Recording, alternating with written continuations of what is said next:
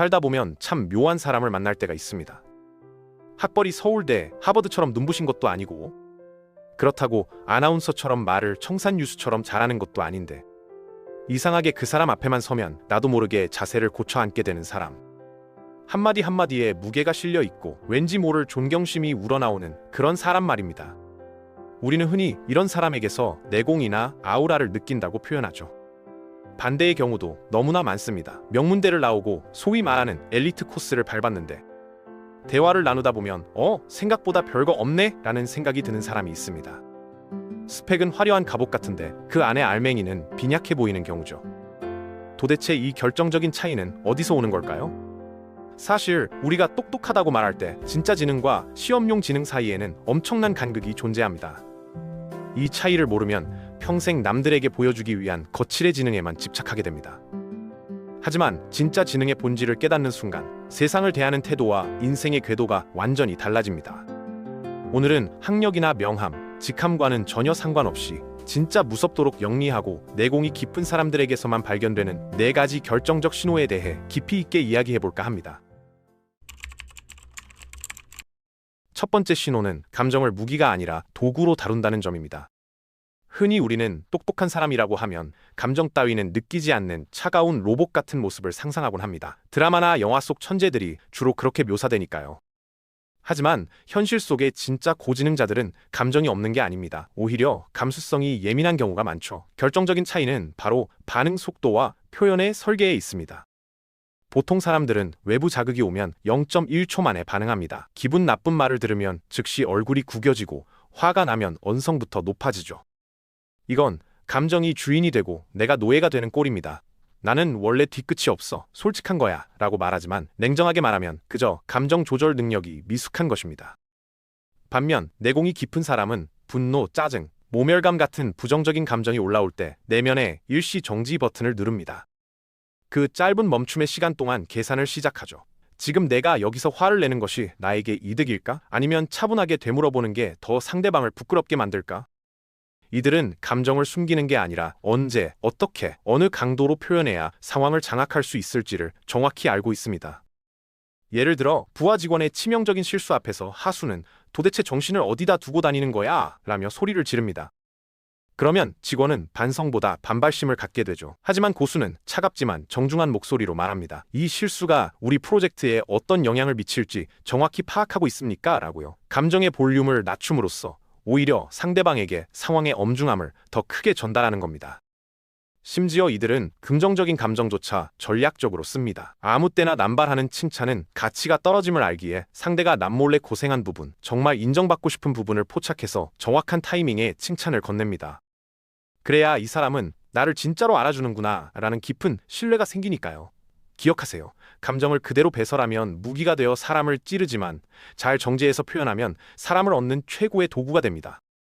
두 번째 신호는 지식을 쌓는 것에 그치지 않고 지식을 섞어낸다는 것입니다. 바야흐로 정보 과잉의 시대입니다. 스마트폰만 켜면 전 세계 석학들의 강의를 공짜로 볼 수 있고 모르는 건 AI에게 물어보면 1초 만에 답이 나옵니다. 이제 단순히 많이 안다는 것은 지능의 척도가 될 수 없습니다. 걸어다니는 백과사전은 검색 엔진에 밀려난 지 오래죠. 진짜 무서운 사람은 전혀 관련 없어 보이는 분야의 지식들을 연결해서 완전히 새로운 통찰을 만들어내는 사람입니다. 이를 통섭적 사고라고 합니다. 예를 들어볼까요? 경제학 지식만 있는 사람은 가격이 내리면 수요가 오른다는 법칙만 압니다. 하지만 여기에 심리학을 연결할 줄 아는 사람은 가격이 너무 싸면 오히려 품질을 의심해서 안 팔릴 수도 있다는 인간의 비합리성을 읽어냅니다. 역사와 기술을 연결하는 사람은 과거 산업혁명의 패턴을 통해 AI 시대의 미래를 예측하죠. 이런 능력은 책을 1년에 100권 읽는다고 생기는 게 아닙니다. 단 한 권을 읽더라도 이 내용이 내가 아는 저 분야와 만나면 어떤 일이 벌어질까를 끊임없이 질문하는 사람만이 가질 수 있습니다. 실제 회사 생활에서도 마찬가지입니다. 어떤 문제가 터졌을 때 평범한 사람은 매뉴얼만 찾습니다. 하지만 융합적 사고를 하는 사람은 마케팅 부서의 문제 해결을 위해 인문학적 감성을 끌어오고 인사 문제를 해결하기 위해 게임 이론을 적용해봅니다. 머릿속에 거대한 도서관을 짓는 것이 목표가 아니라 그 도서관의 책들이 서로 시끄럽게 대화하고 토론하게 만드는 사람, 그 연결의 힘이 바로 진짜 지능입니다. 세 번째 신호는 확신하기보다 끊임없이 의심한다는 점입니다. 일명 더닝크루거 효과라는 말이 있죠. 능력이 부족한 사람일수록 근거 없는 자신감에 차 있고 오히려 유능한 사람일수록 자신의 부족함을 걱정한다는 심리학 이론입니다. 진짜 고지능자들은 자신이 아는 지식이 거대한 우주 속의 먼지 한 톨에 불과하다는 사실을 뼈저리게 알고 있습니다. 그래서 이들의 가장 큰 무기는 바로 지적 겸손입니다. 하수들은 자신의 의견이 반박당하면 마치 자신의 존재 자체가 공격당한 것처럼 얼굴을 붉히고 화를 냅니다. 내 말이 맞아, 네가 뭘 알아? 라며 방어 기제를 작동시키죠. 하지만 진짜 고수들은 누군가 반론을 제기하면 귀를 쫑긋 세웁니다.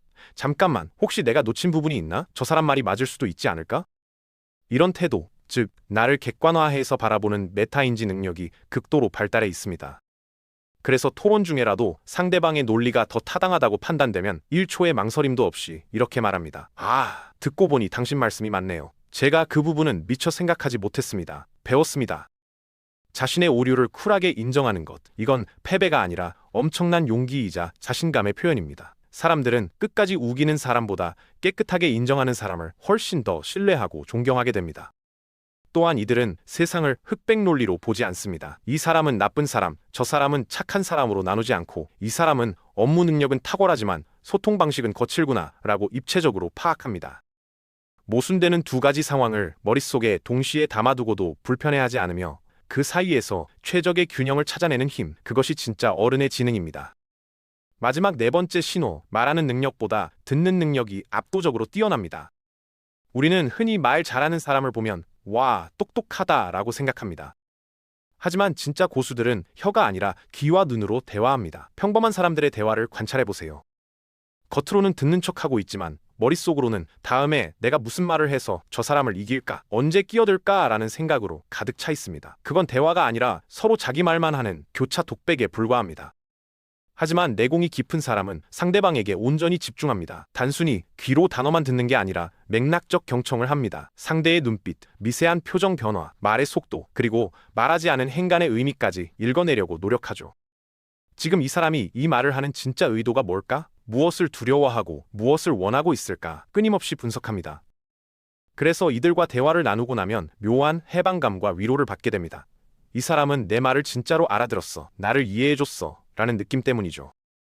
무엇보다 이들은 침묵을 두려워하지 않습니다. 대화 중에 정적이 흐르면 불안해서 아무 말이나 던지는 사람이 있는가 하면 고수들은 상대방이 생각을 정리할 수 있도록 차분히 기다려줍니다. 그리고 상대의 말이 끝났을 때 바로 받아치지 않고 2에서 3초간 음미한 뒤 대답합니다. 그 짧은 침묵은 내가 당신의 말을 아주 중요하게 생각하고 있다는 가장 강력한 신호가 됩니다. 말을 많이 해서 좌중을 휘어잡는 건 하수입니다. 적절한 침묵과 날카로운 질문 하나로 상대방이 스스로 답을 찾게 만드는 사람, 정보는 말하는 자가 아니라 듣는 자에게 모인다는 사실을 아는 사람, 그가 진짜 승자입니다.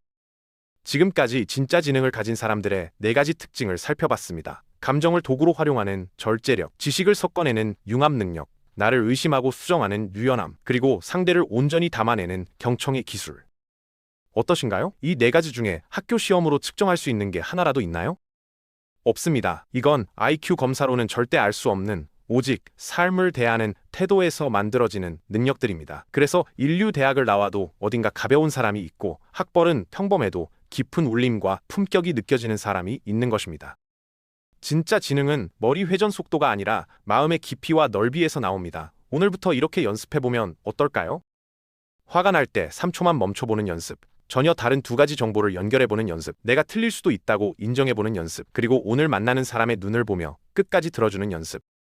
이 4가지만 꾸준히 의식하고 훈련해도 당신은 주변 사람들에게 어딘가 달라진 사람, 함께 있으면 성장하는 기분이 드는 사람으로 기억될 것입니다. 학벌이나 스펙은 흉내낼 수 없는 진짜 지능의 향기가 당신의 삶을 더욱 품격 있게 만들어줄 테니까요. 여러분의 하루가 어제보다 조금 더 지혜로워지기를 응원합니다. 감사합니다.